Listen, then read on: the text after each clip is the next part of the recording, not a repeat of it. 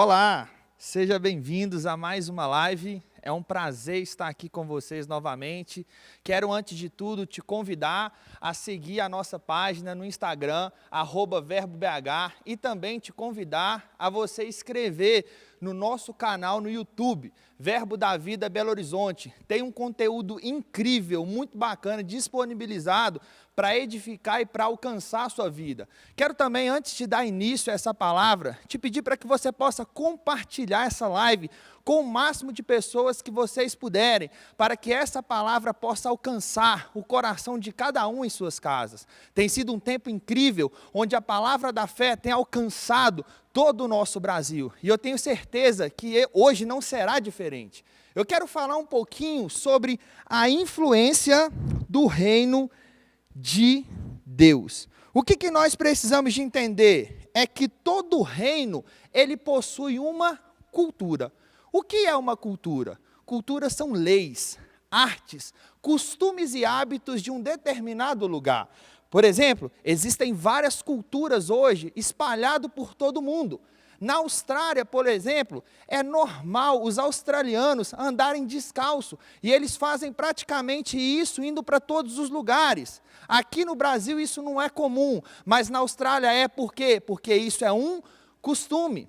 Na China, por exemplo, é muito comum eles arrotarem em público. Já aqui no Brasil nós chamamos isso de falta de educação, mas na China é algo comum. Nas Filipinas, irmãos, por exemplo, eles não enterram os mortos. O que eles fazem? Eles pegam os caixões, eles penduram ele em uma parede de uma caverna, para eles não entrarem em contato com os bichos da terra, para eles não se apodrecer. Toda cultura, irmãos, são implantadas porque existe um governo, porque existe um reino. O reino, ele estabelece uma cultura.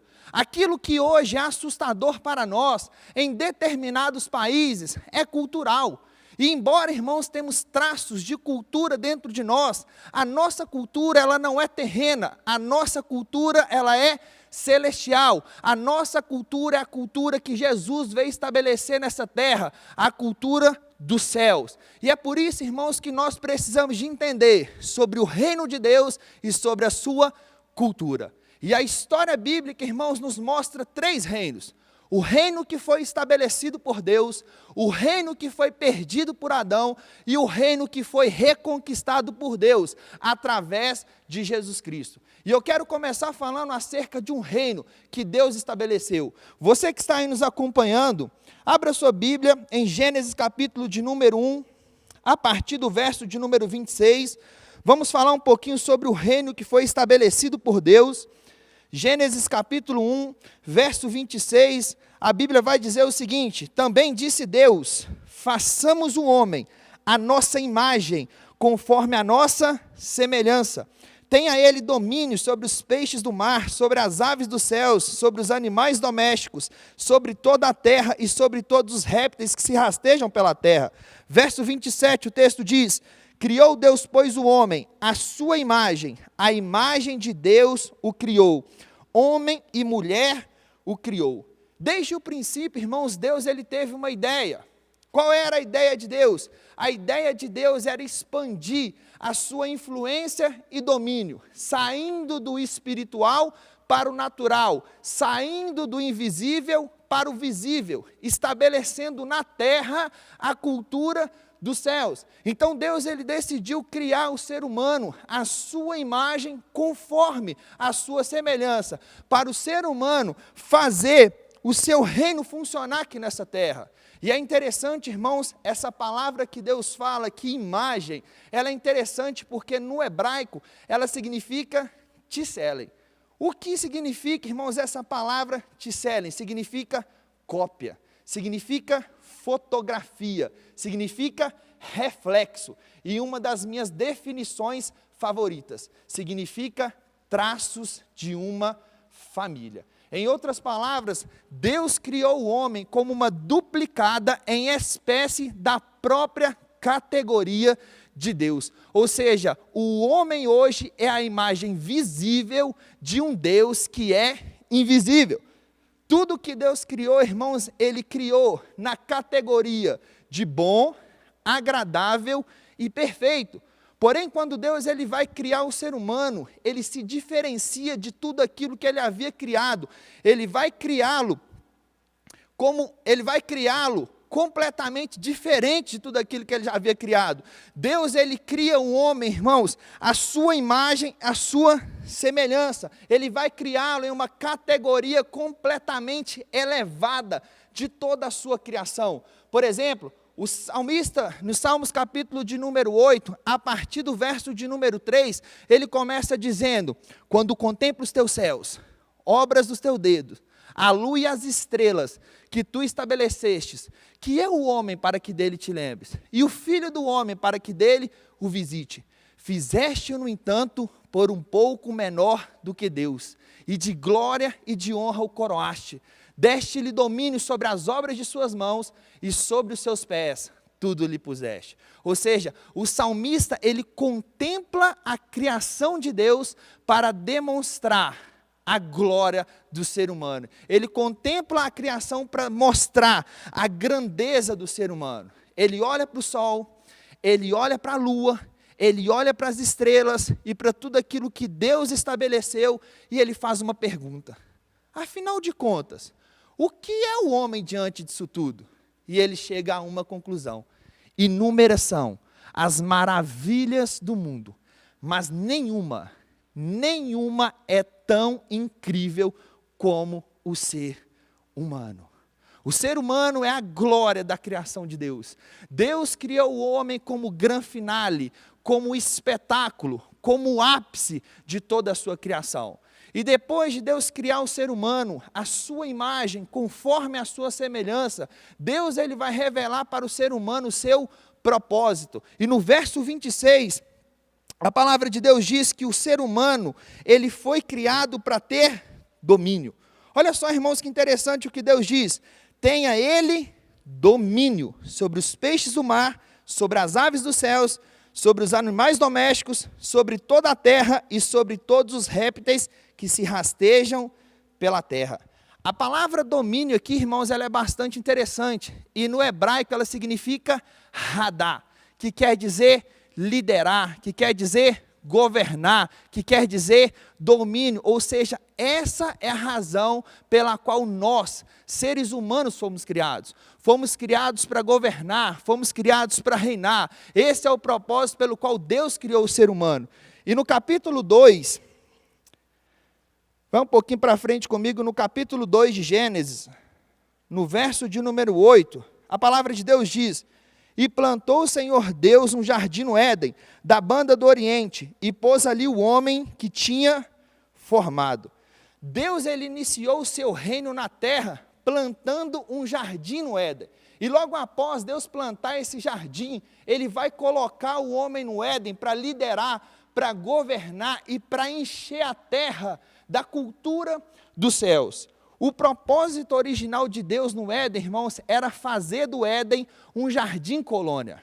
O que é, irmãos, uma colônia? Colônia é a extensão de um governo em um determinado território. Deus, ele sempre quis fazer da terra a colônia dos céus. Deus, ele sempre quis trazer para a terra a sua linguagem, os seus costumes, os seus hábitos, para que a terra fosse influenciado pela cultura dos céus. É por isso que em Mateus capítulo de número 6, verso de número 10, Jesus vai dizer: venha o teu reino, seja feita a tua vontade, aqui na terra, como ela é feita nos céus. Agora, logo depois de Deus colocar o ser humano no Éden, para cultivar ali o jardim, para encher o Éden com a cultura dos céus, Deus, ele vai liberar uma lei. E a única coisa que o ser humano precisava de fazer naquele momento era obedecer essa lei. E qual é a lei, Vinícius? Deus disse em Gênesis capítulo 2, verso de número 16: de todas as árvores do jardim, vocês podem comer livremente, menos da árvore do conhecimento do bem e do mal, porque se um dia vocês comerem dela, certamente morrerás. E nós temos, irmãos, a trágica história, no capítulo 3, verso de número 6. Olha o que acontece. O reino que foi estabelecido por Deus, Adão perde ele. No capítulo de número 3, verso de número 16, o texto diz: vendo a mulher que a árvore era boa para se comer, agradável aos olhos, e árvore desejável para dar entendimento, tomou-lhe do fruto e comeu, e deu também ao seu marido, e ele comeu. Olha só que interessante, irmãos, ao comer da árvore do conhecimento do bem e do mal, Adão ele declara independência. E ao declarar independência do reino, Adão ele perde todos os direitos legais que ele tinha como embaixador do reino. Nós vivemos, irmãos, em um país democrático, onde muitas vezes nós fazemos o que queremos, mas no reino não. No reino as coisas não funcionam assim. No reino nós precisamos de viver de acordo com os padrões do rei. E a coisa, irmãos, que nós mais amamos, é o que o rei mais detesta, que é a independência. A independência de Deus é o primeiro passo para a queda. E após a queda, irmãos, do ser humano, os 8 capítulos seguintes de Gênesis vai mostrar a corrupção moral, a corrupção cultural e a corrupção comportamental como decorrência da natureza pecaminosa herdada por Adão no Éden. A terra que foi criada para ser a extensão do céu, ela passa agora a receber da influência de Satanás. Gênesis capítulo de número 4, você vai ver irmão matando irmão, você vai ver Caim matando Abel. Quando chega no capítulo 6 de Gênesis, você vai ver a maldade do ser humano se multiplicando, a ponto de Deus dizer, aos meus olhos, a terra ela está corrompida e cheia de violência.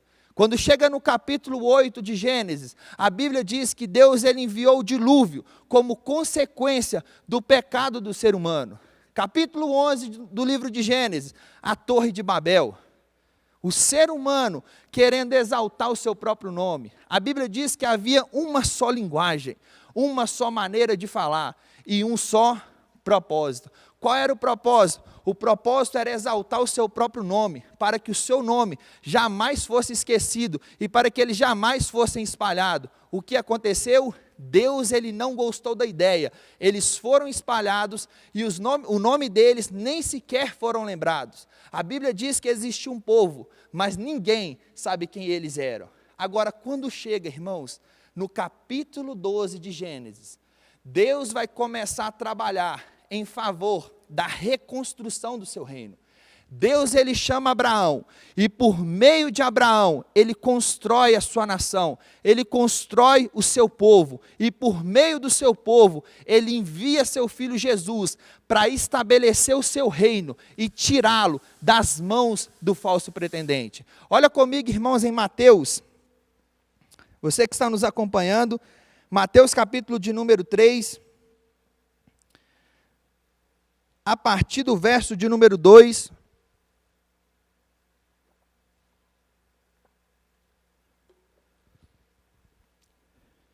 Mateus capítulo 3, verso de número 2, o texto diz, arrependei-vos, porque está próximo o reino de Deus. O que João Batista estava querendo dizer que era, olha, vai chegar um tempo onde um reino será estabelecido, vai chegar um tempo onde um governo será estabelecido, vai chegar um tempo onde uma cultura será estabelecida, vai chegar um tempo onde as coisas vão mudar, mas para que isso aconteça, precisa de haver arrependimento.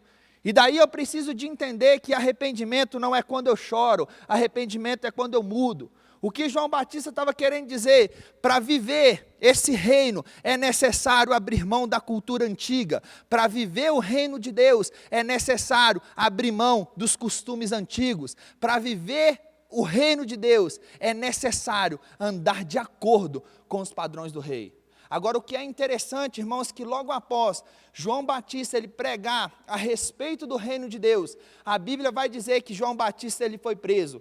E Jesus, ao saber que João Batista foi preso, ele começa agora a se levantar para proclamar também o reino de Deus. Olha no capítulo 4, livro de Mateus, capítulo 4, verso 17. Olha o que a Bíblia vai nos dizer.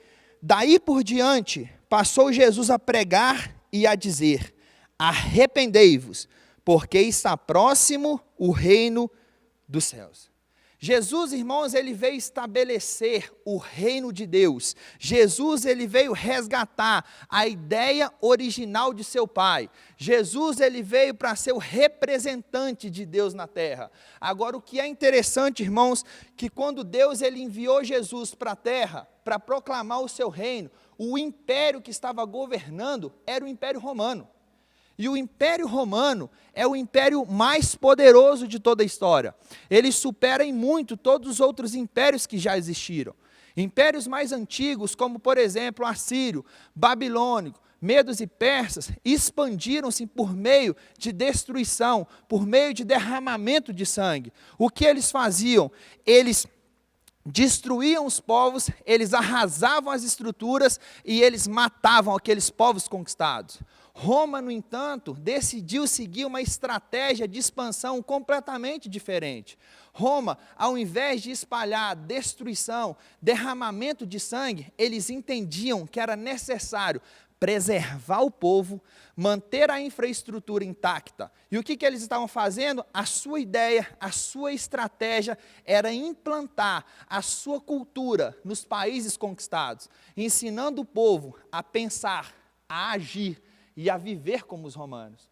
O Império Romano foi o primeiro império humano a praticar a colonização, ou seja, foi o primeiro império a ilustrar o processo pelo qual Deus queria reproduzir o seu reino.